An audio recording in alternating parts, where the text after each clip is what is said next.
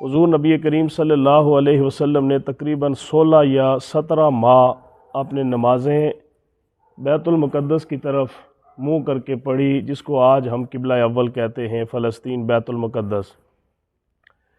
اس کے بعد آپ کے دل میں یہ خواہش تھی کہ ہمارا قبلہ کعبہ شریف مکہ المکرمہ وہ بن جائے، چونکہ آپ کے جد امجد حضرت سیدنا ابراہیم علیہ السلام کے ساتھ حضرت اسماعیل علیہ السلام نے کعبۃ اللہ کو تعمیر فرمایا۔ تو آپ کی یہ خواہش تھی کہ اللہ تعالی ہمارا قبلہ جو ہے وہ بیت المقدس کے علاوہ مکہ المکرمہ کعبہ شریف بنا دے۔ تو مسجد قبلہ تین جو مدینہ شریف کے اندر موجود ہے، وہاں پر حالت نماز کے اندر ظہر کی نماز آپ وہاں پہ ادا فرما رہے تھے، تو اسی مقام پر آیت مبارکہ نازل ہوئی کہ فَلَنُوَلِّيَنَّكَ قِبْلَةً تَرْضَاهَا، کہ آپ جدھر چاہتے ہیں اپنا رخ انور ادھر پھیر دیں، ادھر ہی قبلہ بنا دیا جائے گا۔ تو آپ نے حالت نماز کے اندر ہی جو ہے وہ اپنا رخ چینج فرمایا، تبدیل فرمایا۔ تو آپ کے ساتھ جتنے بھی نماز پڑھنے والے صحابہ کرام تھے، تو یہ ان کے لیے ایک آزمائش تھی کہ وہ کدھر منہ کریں، لیکن انہوں نے بغیر کسی جو ہے وہ سوچ اور بچار کے یا کوئی عقل وہاں پہ دوڑاتے، انہوں نے بھی اپنا رخ جو ہے وہ حضور نبی کریم صلی اللہ علیہ وسلم نے جدھر اپنا رخ مبارک پھیرا، صحابہ نے بھی ادھر ہی اپنا رخ پھیر دیا۔ تو اب اس حوالے سے یہ ہے، میں اس دن بھی ایک حدیث مبارکہ یہاں آپ کو پڑھا رہا تھا کہ ایک آدمی اس مسجد کے اندر نماز پڑھ کے آیا، تو محلے کی مسجد ایک مدینہ شریف کے اندر، وہاں لوگ عصر کی نماز جو ہے وہ جماعت ہو رہی تھی، تو انہوں نے صرف باہر سے ہو کے یہ کہا کہ قبلہ جو ہے وہ تبدیل ہو گیا ہے، اور میں حضور صلی اللہ علیہ وسلم کے پیچھے ظہر کی نماز پڑھ کے آیا ہوں،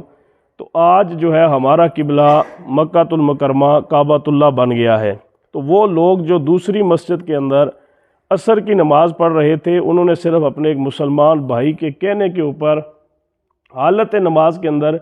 انہوں نے بھی اپنا رخ جو ہے وہ کعبہ شریف کی طرف پھیر دیا۔ آج ہم قسمیں بھی اٹھا رہے ہوتے ہیں،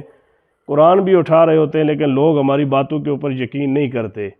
تو وہ کتنے سچے اور سچے مسلمان تھے کہ جس نے اتنی بڑی جو ہے وہ ان مسلمانوں کو خبر دی، تو ان کو یقین تھا کہ یہ کسی قیمت پر جھوٹ نہیں بول سکتا، تو انہوں نے بھی حالت نماز کے اندر جو ہے وہ اپنا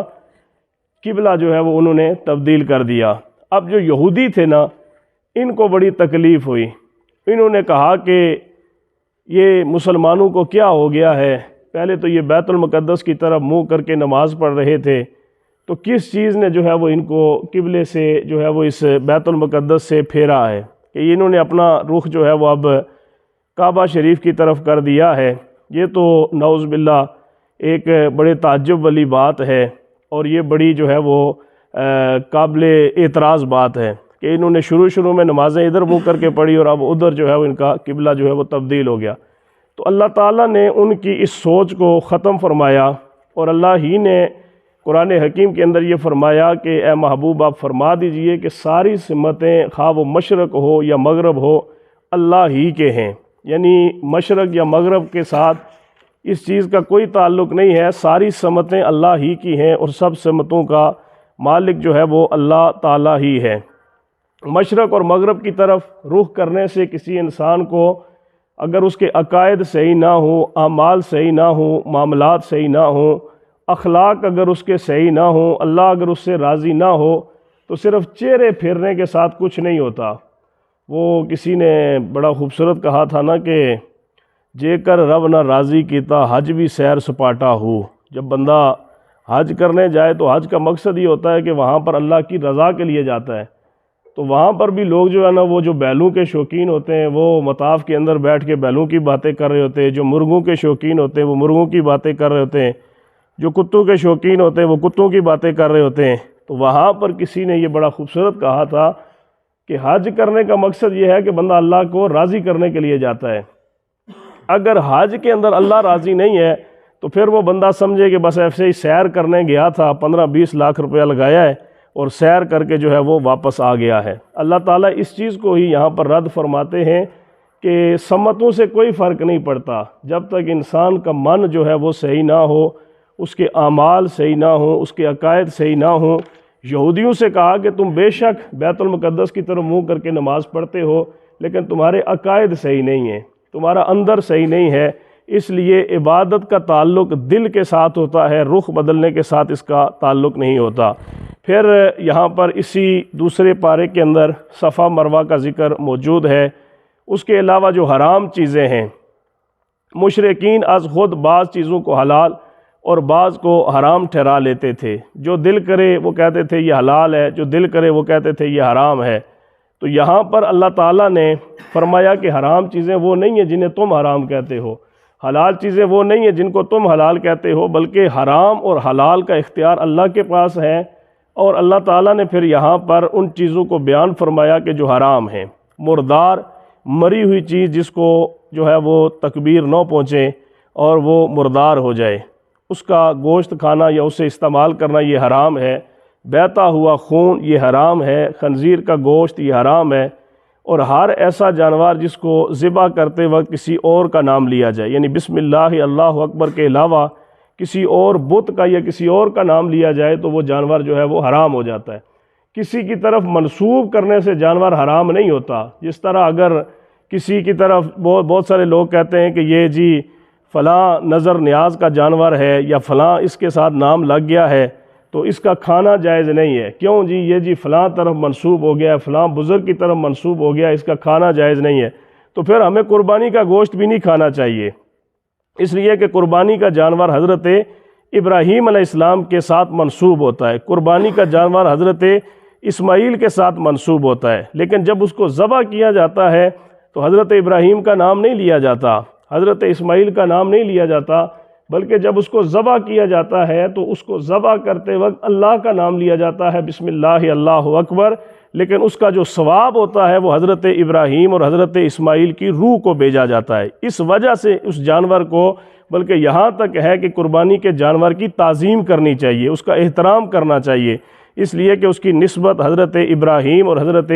اسماعیل کی طرف ہو جاتی ہے۔ اب یہاں پر جو ہے وہ کہا گیا کہ ہر ایسا جانور جس کو ذبح کرتے وقت اللہ کے علاوہ کسی اور کا نام لیا جائے تو وہ بھی حرام ہوتا ہے۔ ہاں البتہ انسان کو بھوک لگی ہو، اتنی زیادہ بھوک ہو کہ وہ مردار کھائے بغیر زندہ نہیں رہ سکتا، اور اس کا مقصد یہ ہو کہ صرف جان بچانا، اگر وہ ایسی جگہ پہ ہے کہ جہاں اس کو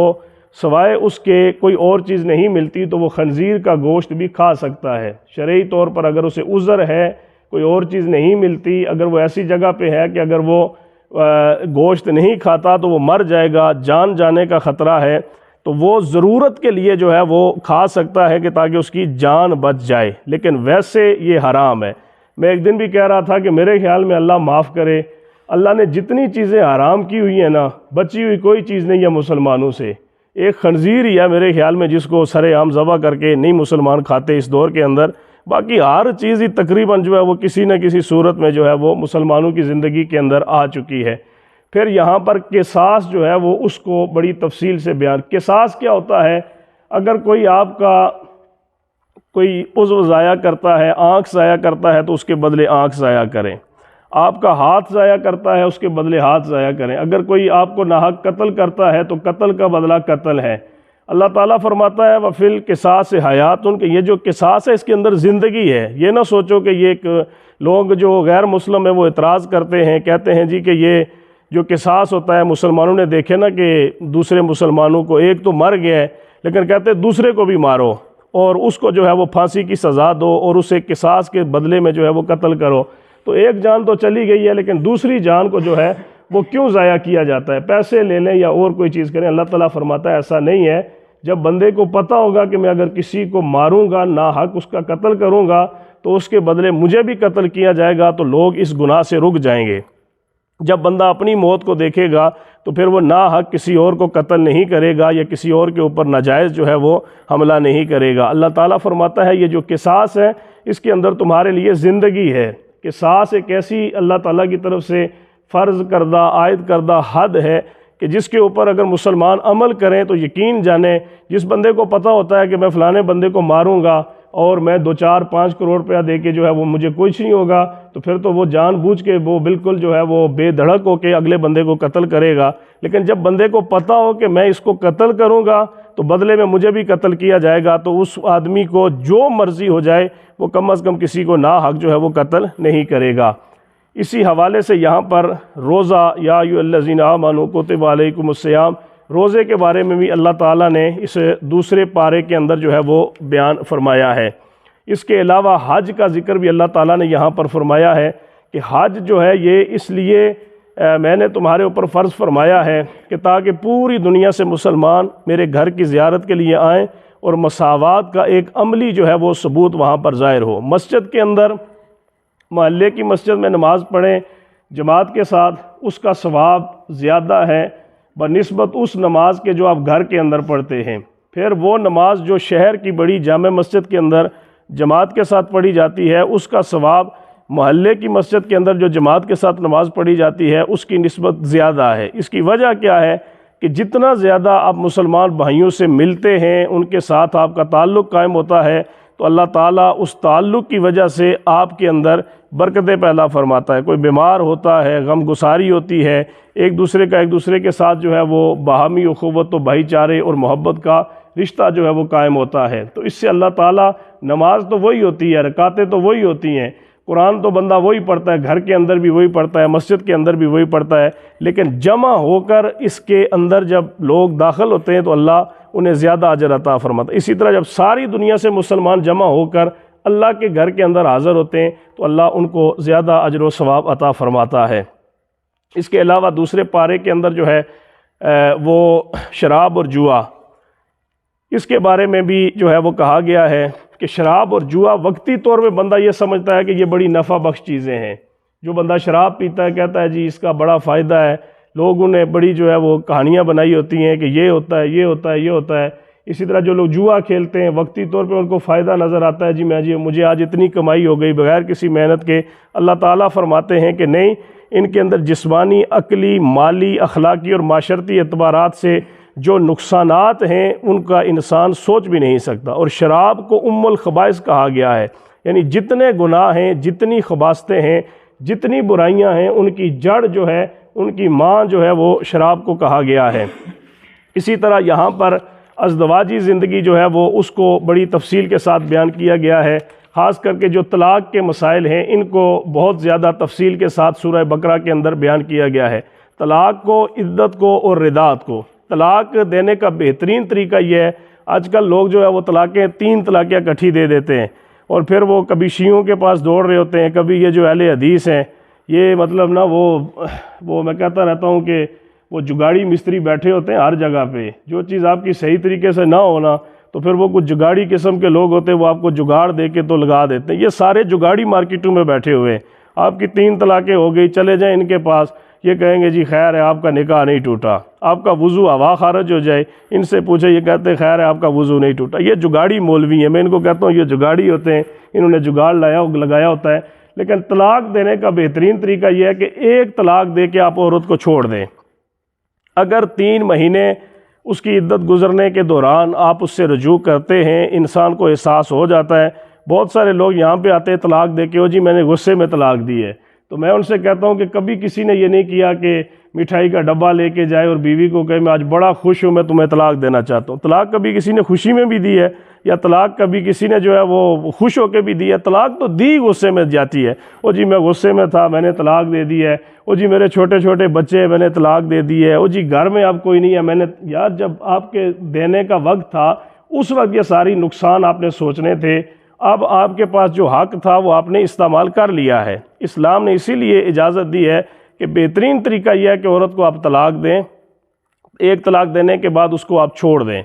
2 طریقے ہیں کہ ہر مہینے ایک طلاق دیں، یعنی ایک مہینہ ایک طلاق دے کے 1 مہینہ اسے رہنے دیں، پھر دوسری طلاق مہینہ گزرنے کے بعد، پھر تیسری طلاق مہینہ گزرنے کے بعد، اس طرح 3 طلاقیں دیں۔ دوسرا طریقہ یہ ہے کہ آپ ایک طلاق دے کے اس کو چھوڑ دیں۔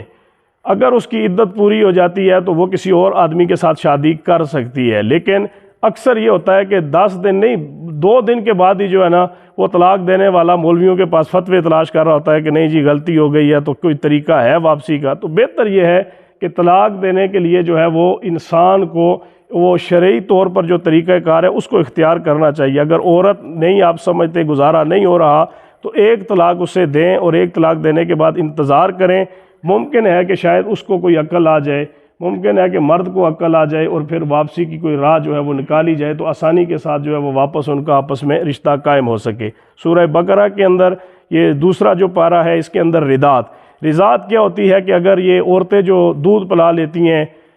چھوٹی عمر میں دوسروں کے بچوں کو، تو اس سے بھی رشتے حرام ہو جاتے ہیں۔ یہ بات ذہن کے اندر رہنی چاہیے۔ جو بہنیں آپس میں جو ہے وہ ایک دوسرے کے بچیوں کے دودھ پلا دیتی ہیں، اسی طرح گھر کے اندر جو ہوتی ہیں ان کو کیا کہتے ہیں، دیورانی اور جیٹھانی وغیرہ ہوتی ہیں، وہ ایک دوسرے کے بچوں کو دودھ پلا دیتی ہیں۔ اگر کسی نے کسی کا دودھ پیا ہے تو اس کے دوسرا جس کا وہ دودھ پی رہا ہے اس کے سارے بہن بھائی جو ہے وہ اس کے اوپر حرام ہو جاتے ہیں۔ جس طرح حقیقی رشتے ہو جاتے ہیں اس طرح دودھ پینے کے ساتھ بھی رشتے حرام ہو جاتے ہیں۔ لوگوں کو پتہ ہی نہیں ہوتا، دودھ پلا رہے ہوتے، پھر بعد میں جو ہے وہ آپس میں شادیاں کر دیتے۔ اس کا اتنا بڑا نقصان ہوتا ہے کہ وہ شادی نہیں ہوتی، وہ سراسر ایک زنا ہوتا ہے، وہ سراسر ایک اللہ تعالیٰ کی نافرمانی ہوتی ہے۔ اس کے اندر رضاعت کے جو احکام ہے وہ بیان ہوئے۔ پھر عدت کے مسائل بیان ہوئے۔ عدت اگر کوئی آدمی طلاق دیتا ہے تو اس کی عدت جو ہے وہ 3 مہینے ہے۔ اگر کوئی شخص اس کا عورت کا اگر جو ہے وہ میاں فوت ہو جاتا ہے تو اس کی عدت جو ہے وہ 4 مہینے اور 10 دن ہوتی ہے۔ 3 مہینے وہ بھی عدت والے ہوتے ہیں، لیکن باقی جو 40 دن ہوتے ہیں وہ سوگ والے ہوتے ہیں۔ اور جس عورت کا میاں فوت ہو جاتا ہے اس کی عدت جو ہے وہ 4 ماہ اور